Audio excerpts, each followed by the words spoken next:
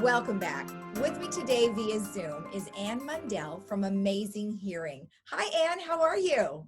Fine, Lisa. How are you? Good, good. I know we're still going to be doing Zooms probably for at least another month at this point, but I understand you're open, you're helping your clients or anybody that might have some questions. But before, we get into that, let's talk a little bit about, things have changed a lot over the last 8 weeks. We've all been staying home. We have to wear masks and there's a whole lot of things. So let's first start with, some of the things that you've had to do to change to make it available for your clients. Thank you. Yeah, it has been a big change, but we have adapted. We have been monitoring the CDC guidelines, but also our academy guidelines of how we're going to do patient care. So some of the things that we've done over the last 8 weeks and we're continuing to do is we are doing curbside service. So for those patients that don't feel comfortable coming out of their car or they feel compromised with their health, we have the masks, we have sanitized our hands and our products, and we can come out to you. I can't do wax removal from your car, but I have been able to change tips and filters on hearing aids, and we are now also doing something called telehealth. So there's certain hearing aids that I can now program right from the computer, as long as a patient has this kind of a setup where they have visual acuity of being able to see me and talk to me. Mm-hmm. There's only a couple brands, or I should say a couple models within each brand that allow for this. And unfortunately, it's more of the latest technology that allows you to do it, but it is available. So I would say definitely for patients who feel like they still can't go out, call us because we can possibly help you. We can also send a little device in the mail for people who wear Widex hearing aids, and they can have them adjusted in their home. So that's one thing. The bigger thing that we have done here is that we have changed the setup of our office. So we now have a dedicated room for a patient once they come in the door that they can go into. We can take their temperature. We have the thermometers now to do the forehead temperatures if this becomes mandatory. So we're not doing it right now, but we're preparing for CDC guidelines to change if it goes to that extreme. The other thing that we're doing with that room is that when patients come into the office and they sign in, they go into that room as a waiting room, and it allows them to kind of decompress, sanitize their hands, and get ready for us. And then when they come out of the room, they're doing the same thing, kind of finishing things there, not in the general lobby. So we've had to make some modifications in the office, but I think it's going to flow much better, and it makes the patients feel more secure. So obviously right now I don't have my little mask on, but we do have our masks here, and we do have them for patients that need them and didn't bring them. That's good. And I know it is huge. It's a huge adaptation, and we've all had to do it. And I'm really glad that you're able to do those things and open back up, in the meantime. Mm-hmm. So let me ask you this. You said something about the temperatures. So you're running the temperature thing along the forehead. Having your hearing aids on or in, does it affect the temperature? Good question. And the short answer is yes. Wow. So for just like the mask, so if you have your mask over your face and you go into an establishment and they are going to take your temperature, they will ask you to take off your jacket or your mask for about 5 minutes. I've done this a couple times when I've had to go over to the towers to do some house calls and had to sit and wait for 10 minutes. And he's like, okay, your temperature's going down. And I'm like, it's just because I'm running quick. But it's the same thing with the hearing aids. So if you have the kind of hearing aid like this that has kind of a thicker earpiece, it's actually plugging up the hole of your head. And so the heat is not being released. And so what the American Academy of Audiology guidelines are saying through a recent study is if you even pull the hearing aids out of your ears for 2 to 3 minutes, let the heat of your body escape.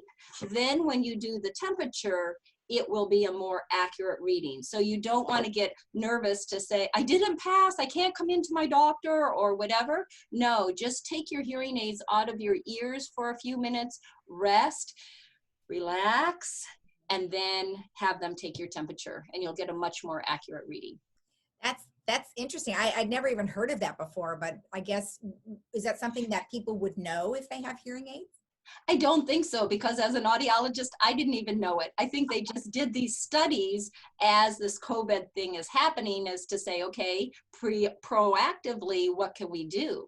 I mean, the other part of that is that we don't realize, I mean, as audiologists, I do, but the general public is starting to get an idea of what it feels like to have a mild high frequency hearing loss. Because as soon as you put this mask on, you are reducing the clarity of sound by about 10 to 12 decibels. And if we get a little lesson in physics, decibels means every 10 decibels is a doubling of sound. So if I take away 10 to 12 decibels, I'm taking away a lot of clarity sounds, soft sounds like S, F, SH, TH. And it's not S, but it's S, sh, right? The softer sounds. And that's why it sounds so muffled when you have your mask on. Yeah, you know, and we've been wearing our masks at our offices, and we're in a reduced crew over here, but nonetheless, when they're talking, I'm constantly going, what? And it's not because I can't hear, it's exactly what you're saying. So that's really interesting and actually quite unfortunate, because if we are going to be in a room with people and we're going to be wearing masks, it's going to be hard to hear. Right. The other thing that people don't understand is that with hearing aid microphones, the microphone on a hearing aid is made to have conversation about 6 feet apart. That's where you get your greatest impact. And here we are saying with social distancing, you need to stay 6 feet or further apart. And it's like for our hearing compromised patients, they're like, this is like total chaos.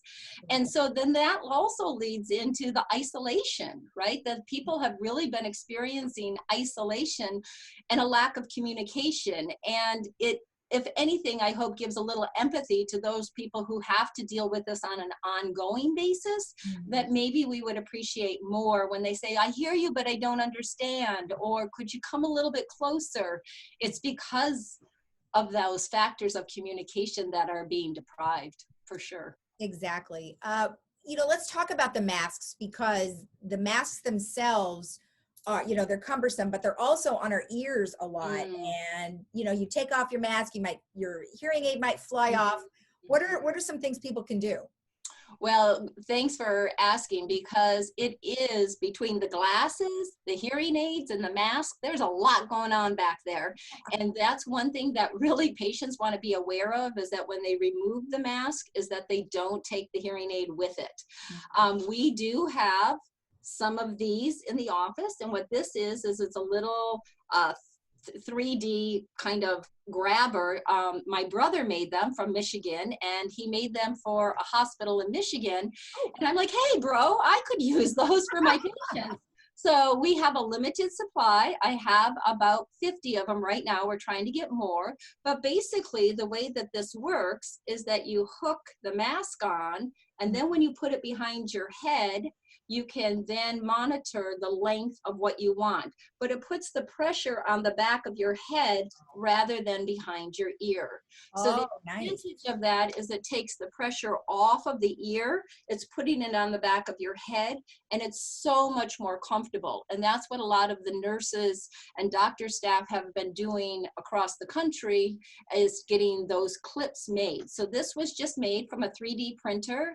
The design is on there. So if any of our residents have a 3D printer, you could be making them for other people. They're very inexpensive to make, but we have about 50 of them here in our office. Okay. So if you are a patient of ours, when you come in, you can get one. If you're not a patient of ours and you would like one, we are asking for a $2 donation, because we have a nonprofit that we put water wells into Uganda, and so that's where the money will go. It's not going to us. That's great. Uganda. You know, let's talk a little bit about, you know, quickly about your charity. You also collect plastic bottles and aluminum too, right?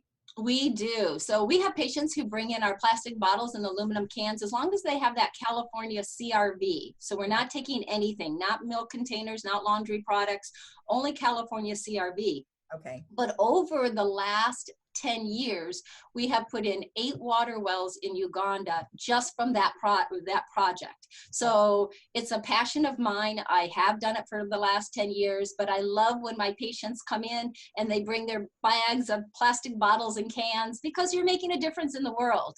So any resident, now that we don't have recycling centers, if you would love to bring us your plastic bottles and aluminum cans, you can. We are in the Trader Joe's shopping center, and the big red letters say hearing. You could just drop them off in the door and we would really, really appreciate it. That's great. That's really great. And, you know, the fact that your brother made those little plastic things is amazing. Is he in that kind of business? No, he's retired, but he's bored.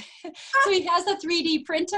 So that's why I'm saying it's very inexpensive to make these. But I think some of our residents who are engineers in the area probably have a 3D printer, and you can get that design and print them off and share them, because unfortunately, I think we might have masks around for a while.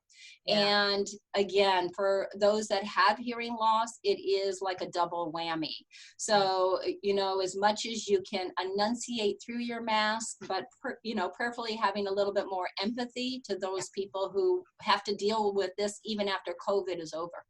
Yeah, exactly. Exactly. Well, those are awesome. Good job on the brother. Good job. Yeah. All right. So a couple other little things. You have a new addition and you've got some new stuff going on in the office. So tell me about that. Yeah, during this COVID crisis, we have been blessed. We have a new audiologist who's going to be joining us June 1st. Her name is Dr. Laura Hunt, and she graduated from Ball State University with her AUD, so she's a doctor of audiology, and only been out of school for 2 years, but has worked in a busy ENT office back in Indiana.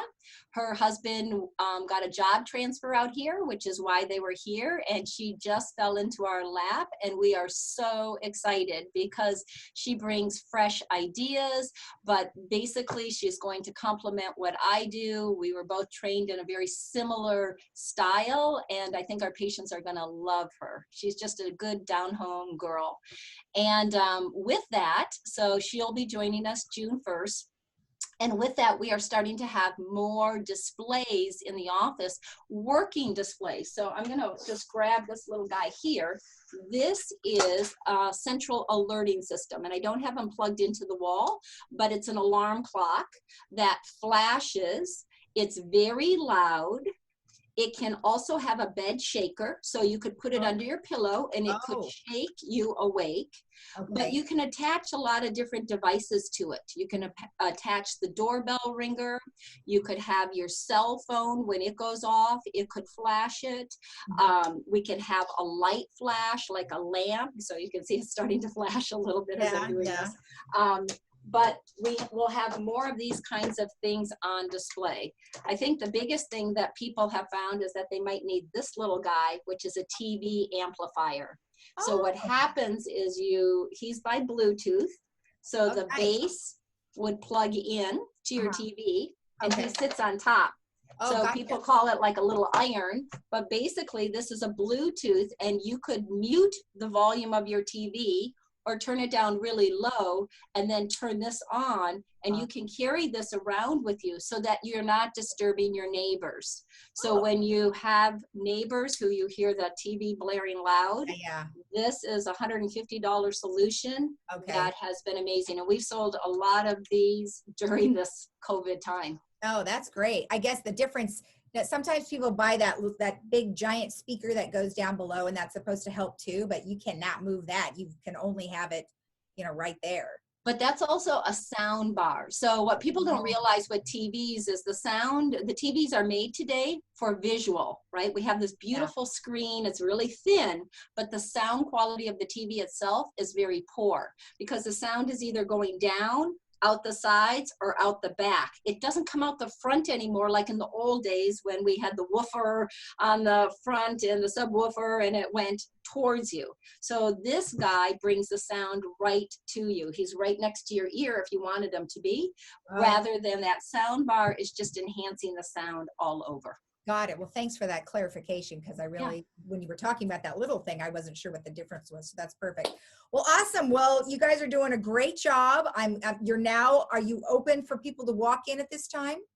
We are. So we are having them when they come in, you know, have their mask on and sanitizing their hands, but we are full service and we are back in swing. So we are very excited to help the Laguna Woods community.